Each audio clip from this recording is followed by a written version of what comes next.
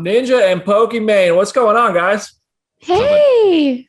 Thanks for hanging, guys, and talking about Free Guy. I want to start off first because you guys have two pretty iconic setups, and you've made your living in those setups. I want to hear from you guys honestly.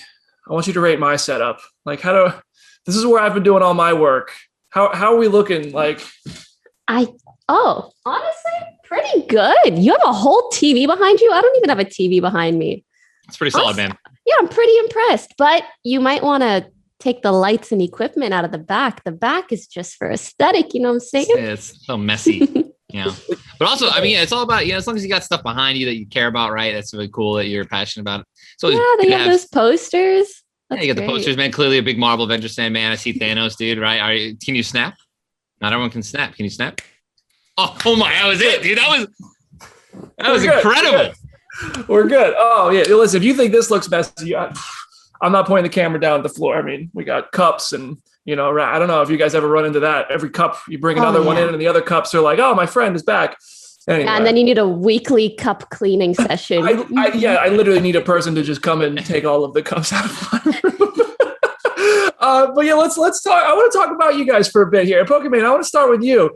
I find your career to be so impressive. You've carved this lane for yourself. You're the top female streamer in the world. I would love to hear, honestly, does that, because I feel like this is something I could never understand, does that come with an added pressure to be at the top of your game in a very male-dominated industry? I think especially when the Fortnite boom happened and my career started taking off, there was quite a bit of pressure. I wanted to make people proud, not let anyone down. But I think over time, I've started to learn to manage that with my own expectations and desires and what I want to do, and make sure that instead of just prioritizing perhaps what other people want from me or just success, also making sure that I'm enjoying myself and doing what makes me happy.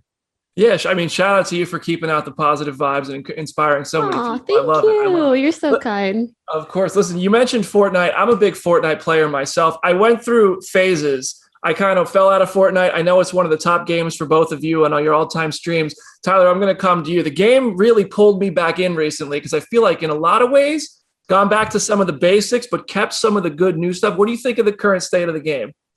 Dude, Brandon, that's a great question, man. I recently played without a delay the other day with Tim, Cypher, and Jordan Fisher to celebrate Jordan's 3 year streaming on Twitch. And dude, it was a blast, bro. Surprisingly, I don't know how, but we weren't getting, we weren't being stream sniped too much. But the actual gameplay in general for the season, I've enjoyed.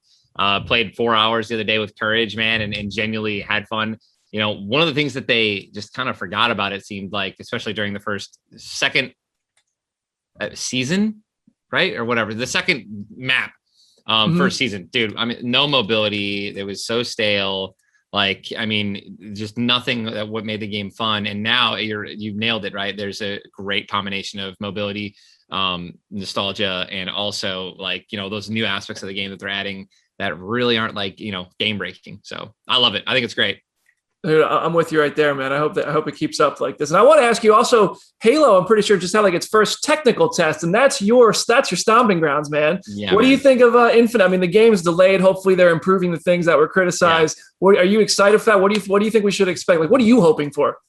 Dude, I just want a game that I can play with my boys. You know what I mean? So for me, Halo is what connected me to my oldest brother, John. I love him to death, infinitely, but it was where we could play together and actually spend time together was Halo. And the last couple of Halos haven't really been that great. So, I'm just hoping for the game to just really be casually fun again. And I hope that, I hope that 343 can do it because, they have a history.